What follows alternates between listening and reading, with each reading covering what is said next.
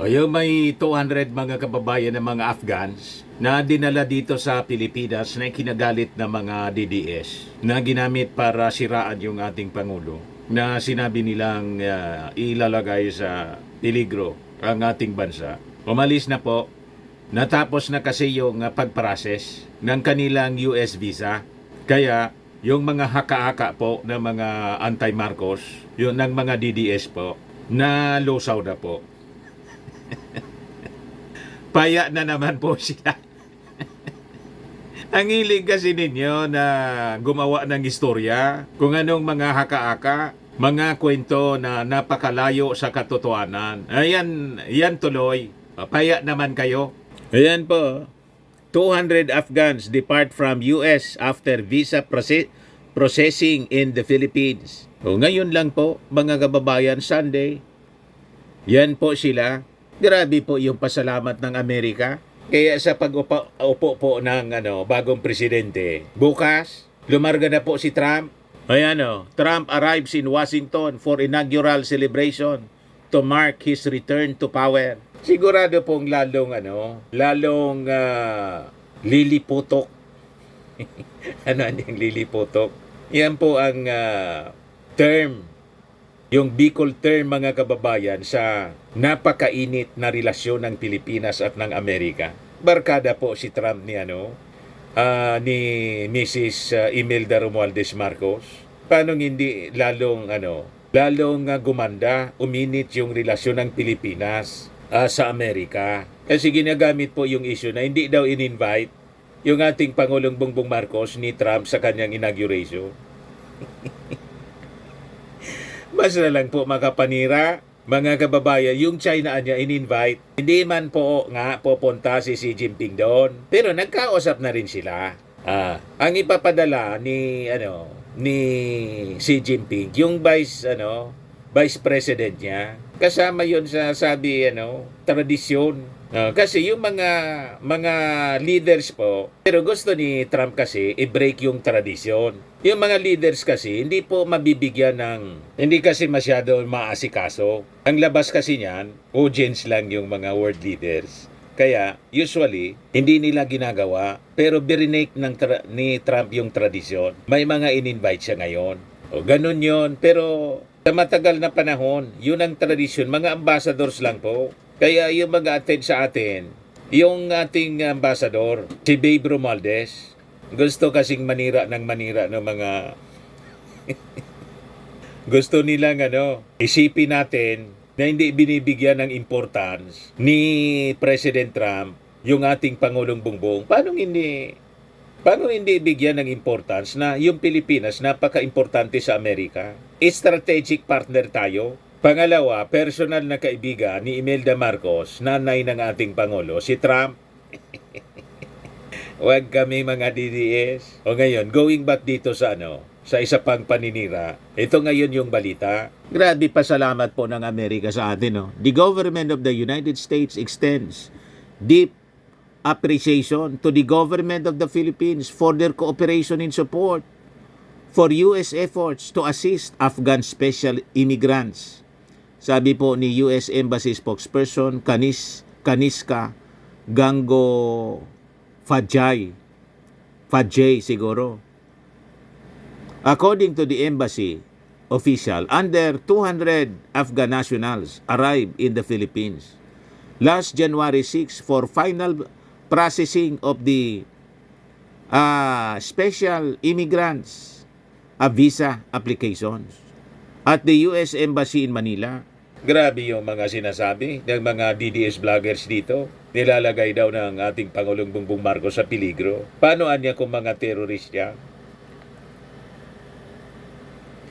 O ano kayo ngayon? May nangyaring masama sa ating bansa, nilagay sa peligro?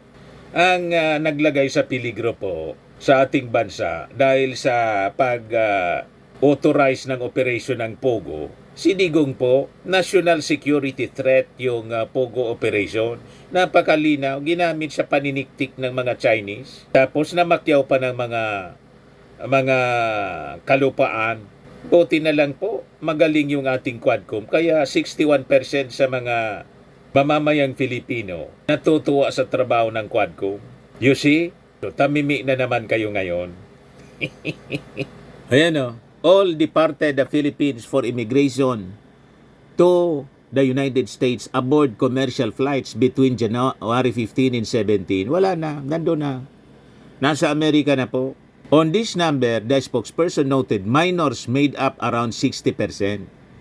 So sabi dito sa balita, under the original agreement between the US and the Philippines, some 300 Afghans will be allowed to process their SIVs in the Philippines, and they would also be allowed to stay up to 59 days as they wait for their visas. So while the planned number was 300, some prospective participants dropped due to medical issues. Their decision to withdraw from the program or other considerations, sabi po ng ambassador, ng spokesman. So Manila was chosen as temporary site for the SIV processing because of the size and capacity of its visa center. Yun ang rason. The Afghans, including many children, arrived in the Philippines on January 6. Details of their numbers and location were kept secret by the US and Philippine officials. Washington covered the cost of their stay in the Philippines. Walang gastos po. And this is part of our humanitarian commitments. So ano itong mga Afghans? The Afghans primarily work for the US government in Afghanistan or were deemed eligible for US special immigrant visas but were left behind when US and NATO forces withdrew from Afghanistan after 20 years of war and in August 2021 as the Taliban seized power. Bilang pong parte ng Community of Nations, ganun tayo. Parang nung panahon, tinulungan natin yung mga Hudyo, di ba? Na makatakas po, makapagtago dito sa atin. Nung panahon ni Hitler, yung Vietnam War po, tinulungan natin yung mga Vietnamese. May Vietnamese Refugee Center po tayo. Panahon ng tatay ng ating Pangulong, yung dating Pangulong Ferdinand Edralin Marcos Sr. Ganon tayo na mga Pilipino. O ngayon, di tahimik kayo. Wala man nangyaring masama. O, dito tayo kay Trump. Dumating na sa Washington for the inaugural celebration po si Trump. So sabi dito sa balita, on Inauguration Day, Trump will start with the traditional prayer service at St. John's Episcopal Church before heading to the White House for a customary tea with the outgoing President and First Lady. So marami pong pupunta. More than 200 guests were ticketed to view the inauguration. Pinagpala si Trump, mga kababayan. Ito yung destiny niya. Matapos siyang matalo, dinaya man lang po si Trump. Dapat siya po yung panalo. Si Biden, di man po yung nanalo. Napakalinaw. Pero anyway, talagang ganon. Ito, bumawi si Trump, bumalik siya, landslide po. Napatunayan ni Trump na talaga siya yung gusto ng mga Amerikano, talagang na magic lang. Panalo siya ngayon, mga kababayan. Pahiya si Biden, pati si Kamala Harris, pahiya silang dalawa. So, God bless America, God bless Trump. Kasi yung Democrat, mga kababayan, godless. Promotor po, mga kababayan ng kadimunyuan, yung mga Democrats, yung yung mga kabaklaan. Nag-warning si Trump, ibabawal ni Trump yung transgender. Kasi sabi ni Trump, biblical believer po, Bible believer po si Trump. And maganda kay Trump, encourage niya na laging may prayer po, opening prayer, Bible study sa White House mismo. Lalo sa Los Angeles, sabi godless town, nasunog. You see, minamak sa Amerika, mga kababayan. Ang dami nang walang mga atheist sa Amerika. O ngayon, pati yung transgender po bawal sa military. Pati yung mga athletes, bawal silang maglaro. Yung mga transgender po, maglaro sa women's sports. Yan sabi dito, the Trump administration's transgender military ban. Yan pa Here's how Donald Trump might ban trans athletes from competing in sports. Kasi dihado po, lalaki ka, papalit ka lang ng ari mo. Pagkatapos, pwede ka nang maglaro sa makipag-compete sa mga totoong babae. Sabi po ni Trump, ang nilalang ng Diyos niya, dalawa man lang, lalaki, babae. Galit na galit po yung mga LGBT. Galit na galit sila. Ibawalan niya kayo pag ganyan. So itatama na mga kababayan ni Trump yung mga mali at mga kalukuwang paniwala. Mga anti-biblical belief. Kaya bilines mga kababayan si Trump, inayaan ng Diyos na manalo as President ng Amerika kasi nabuang na yung mga Amerikano. Dinimonyo, mga kababayan, pinasok ng Diablo. Kaya tingnan ninyo, ang nangyari po sa LA, naging Sodom and Gomorrah. Sinunog ng Diyos.